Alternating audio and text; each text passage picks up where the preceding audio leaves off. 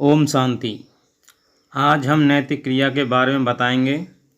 इस क्रिया से नाक के वायरस जैसे कोरोना आदि के वायरस भी समाप्त होते हैं। अतः पूरा वीडियो ध्यान से देखें और हमारे चैनल को सब्सक्राइब अवश्य करें।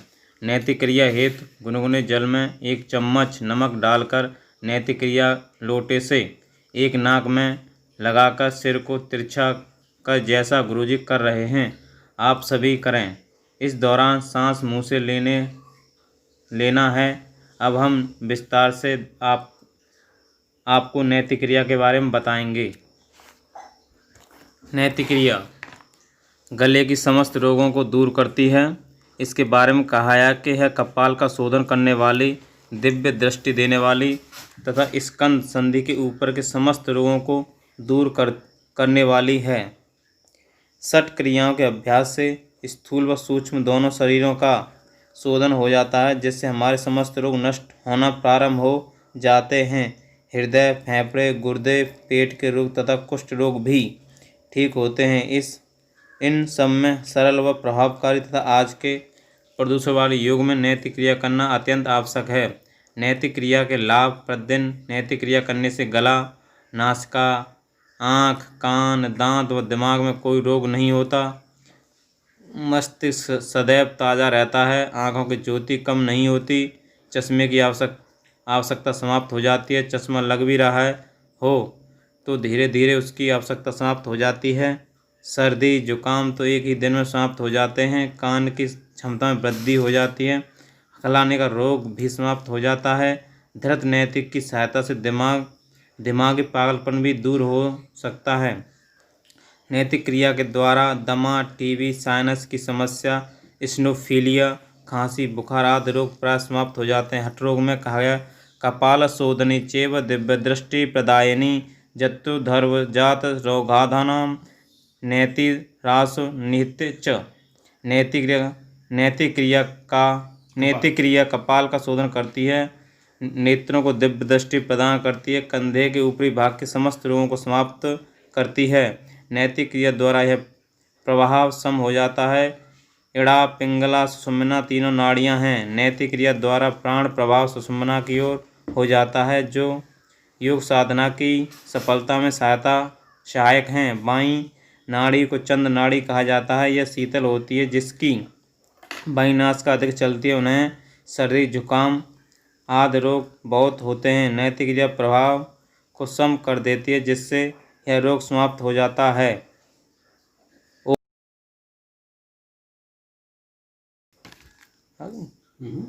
नैतिक क्रिया की वर्तमान में अति आवश्यकता है। आज का युग कलयुग है। इसमें मोटर वाहन, दुपहिया वाहन, बड़ी बड़ी फैक्ट्रियाँ आदि से निरंतर धुआं निकल रहा है, जिससे वायुमंडल में carbon dioxide, sulphur dioxide, nitrogen oxide आदि गैसों के धूल के कण हमारे चारों ओर विद्यमान हैं। यह खतरनाक कण हमारे फेफड़ों को क्षतिग्रस्त कर रहे हैं। यह सभी धूल के कण हमारी नासिका व फेफड़ों में जमा होकर भयंकर रोगों को जन्म देते हैं, जिससे श्वास रोगों को अत्यधिक वृद्धि हो गई है। हमारा गतिशील जीवन भी इन कणों को अधिक मात्रा में हमारे फेफड़ों तक पहुंचा देता है।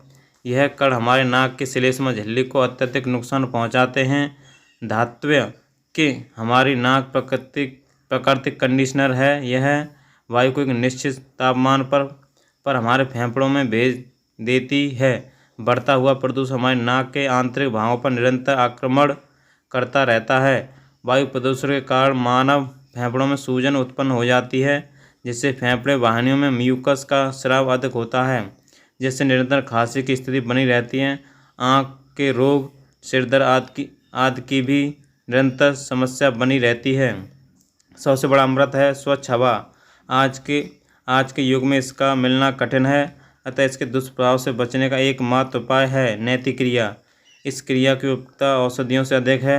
हमारे मस्तिष्क के अंदर के स्राव नाक द्वारा बाहर आते हैं, अतः नाक का स्वच्छ व कीटाणुमुक्त होना परम आवश्यक है। नैतिक क्रिया के द्वारा वायु प्रदूषण के कुप्रभावों से हम मुक्त हो सकते हैं, अतः एलर्जी आदि रोग स्वतः समाप्त हो जाते हैं। आयुर्वेद द्वारा नैतिक क्रिया का समर्थन व्यंग, वली, पलित पलित धनम पनसेव सर्व यकाय तोषा पधारः रजनी रजनी क्षये अम्ब नशायाम रसायनाम दृष्टि जनकस्य।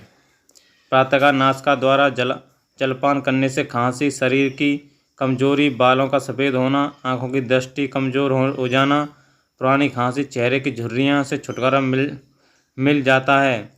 रोगों का उन्मूलन नैतिक क्रिया द्वारा आँख के समस्त रोगों में लाभ होता है।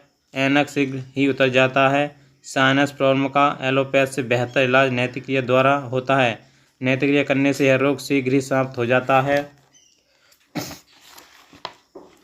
पारिया रोगियों को सरसों के तेल द्वारा नैतिक क्रिया करनी चाहिए। दमा तपेदिक के रोग को सुदर्शन, सौंठ आदि के औषधि जल से नैतिक क्रिया करने से अत्यंत लाभ होता है। गुनगुने पानी में नमक डालकर नैतिक क्रिया करने से कभी खांसी की दवा नहीं लेनी पड़ती। नैतिक क्रिया करने वालों को खांसी का रोग होता ही नहीं है। नैतिक क्रिया में सावधानियाँ। नैतिक क्रिया करते समय मुंह से श्वास घड़कर व निकालें। नैतिक क्रिया करने के बाद कपालभाति क्रिया द्वारा अंदर के समस्त पानी को निकालना अत्यावश्यक है। इस क्रिया को करते समय नाक पर हाथ नहीं लगाना चाहिए, क्योंकि इससे कान पर असर होता है। आप जानते हैं कि यह क्रिया की प्रतिक्रिया होती है। तेजी से निकलती हुई वायु को रोकने से कान के पर्दों का असर पड़ता है। कान में समस्या होने पर प्रशिक्षक के परामर्श से नैतिक क्रिया करें। लंबी यात्रा करने के बाद नैतिक क्रिया को अवश्य करें। नैतिक क्रिया का जल अत्यधिक गर्म नहीं होना चाहिए। सूत्र: नैतिक का प्रयोग हमेशा योग प्रशिक्षक के निर्देशन में करना चाहिए। ओम शांति। यहाँ थोड़ी गलती हुई होगी जरूर। चलो देखिए, वो कोई दिक्कत नहीं, बोलो ना। बोलो, अगर आप ये वाला सब्सक्राइब नहीं किए हैं तो चैनल। हाँ, ओम शांति सभी को। अगर आपने हमारा चैनल सब्सक्राइब नहीं किया तो हमारे चैनल को सब्सक्राइब अवश्य करें और लाइक और कमेंट अवश्य करें। सभी दोस्तों को शेयर करें। करें।